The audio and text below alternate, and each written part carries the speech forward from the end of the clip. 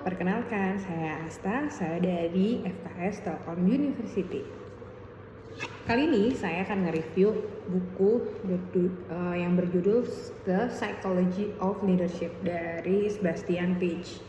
Nah, apa aja sih hal-hal menarik dari buku Sebastian Page ini? Ngomongin soal leadership, buku ini menarik banget karena salah satu hal pertama yang menarik dari buku ini adalah terkait dengan sudut pandang. Sudut pandang dari buku ini ngomongin jelas terkait dengan kepemimpinan itu sebenarnya bukan hal terkait dengan struktur organisasi, terus teknik manajemen dan lain sebagainya. Tapi di buku ini yang pertama dibahas adalah tentang self-awareness. Nah, self-awareness ini ternyata menjadi dasar dari sebuah kepemimpinan, kayak gitu.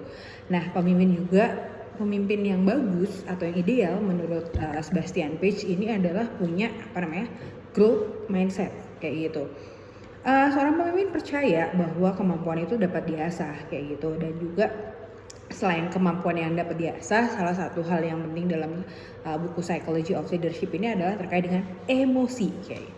Nah, kenapa sih emosi ini penting kayak gitu? Karena emosi ini kayak misalnya saya bekerja sebagai seorang dosen, gimana ketika dalam satu waktu harus mengurus rumah, kemudian mengurus urusan kantor. Nah, emosi ini menjadi sebuah hal yang penting kayak gitu karena emosi ini juga menjadi titik bahwa seseorang itu sadar kayak gitu. Nah, masalah soal emosi tadi. Nah, emosi ini sebenarnya lebih kepada kita sebagai seorang leaders belajar terkait dengan gimana kita tuh tetap tenang, chill kayak gitu dalam setiap penugasan kayak gitu. Misalnya kayak saya ketika dapat penugasan misalnya di kurikulum kayak gitu, terus gimana saya menghadapi tekanan-tekanan, misalnya harus ada deadline, terus kemudian kayak misalnya akreditasi, gimana saya harus mengisi borang-borang, kemudian di satu sisi juga di rumah ada masalah, anak lagi sakit. Nah, how to manage the emotion? Apakah akan terlihat dari mimik wajah ataukah terlihat dari gestur? Nah, emosi dalam bukunya si Sebastian Page ini lebih ke gimana sih kita atau resilience kita dalam mengelola emosi dalam setiap penugasan, seperti itu. Nah, di bagian kedua kita bakal ngebahas terkait dengan individu kayak gitu. Kenapa sih individu dibahas di bukunya Page ini? Karena individu sebenarnya itu juga adalah seorang leaders. Nah, di sini Page itu menolak bahwa semua individu itu bisa dipimpin kayak gitu dengan cara yang sama gitu. Nah, motivasi setiap orang untuk bekerja itu berbeda kayak gitu. Jadi we cannot treat everybody in similar ways kayak gitu.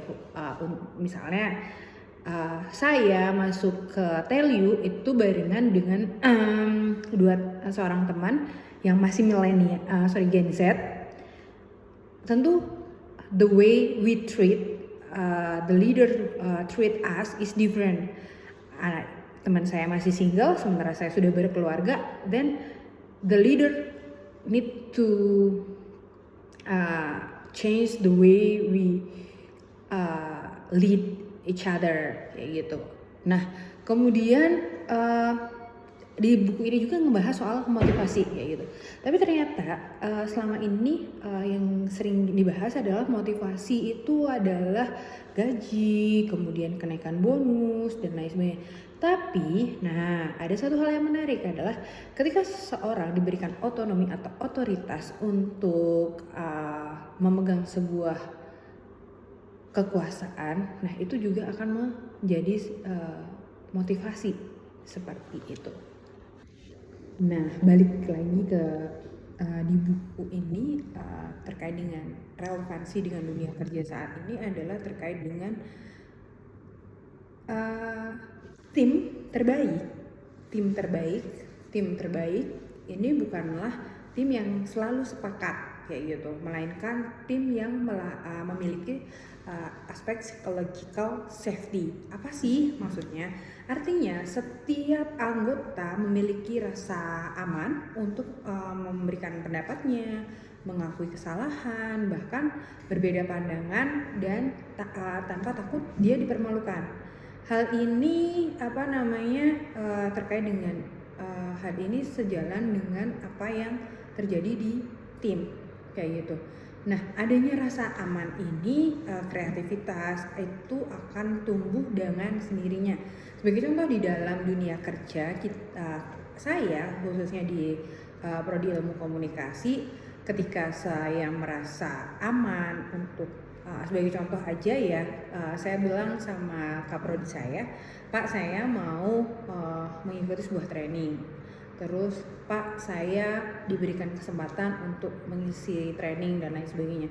Nah, ketika rasa aman, psychological safety saya di pikiran saya sudah aman, maka ide-ide tumbuh, inovasi, kreativitas itu akan juga tumbuh seiring berjalannya waktu. Kemudian, nah ketika ngomongin aspek yang lain dari buku ini, yaitu terkait dengan budaya organisasi. Apa sih budaya organisasi? Kalau di Telkom University kita terkenal dengan namanya HEI. Tellurison, Harmony, Excellence, dan Integrity. Nah, budaya HEI ini tentu tidak hanya dibentuk melalui sebuah slogan, tapi dibentuk oleh perilaku pemimpinnya setiap hari yang pastinya. Apa yang dilakukan seorang pemimpin akan berpengaruh juga pada apa yang dia katakan. Itu yang menjadi salah satu bahasan di buku ini. Kemudian kita sampai di bagian akhir dari buku ini, yaitu psikologi. Leadership is psychology before strategy. Jadi leadership is psychology before strategy, seperti itu.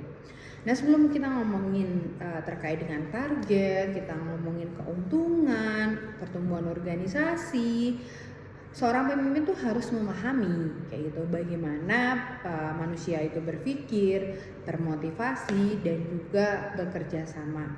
Hal ini tentunya sangat relate ya dengan dunia kerja gitu.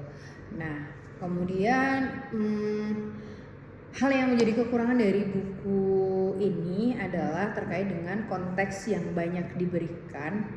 Contoh-contoh kasus yang diberikan ini sebenarnya masih terjadi di wilayah Amerika, Eropa gitu. Tapi sebenarnya di konteks Indonesia itu masih bisa diolah lagi gitu. Nah, hopefully dari review buku ini bisa menambah hazanah buat teman-teman. Kenapa sih harus baca buku The Psychology of Leadership ini? Jadi buku ini emang ngajarin banget tentang gimana, yang pertama tadi gimana kita belajar terkait dengan mindset, terkait dengan self awareness, terkait dengan emosional, mengelola emosi.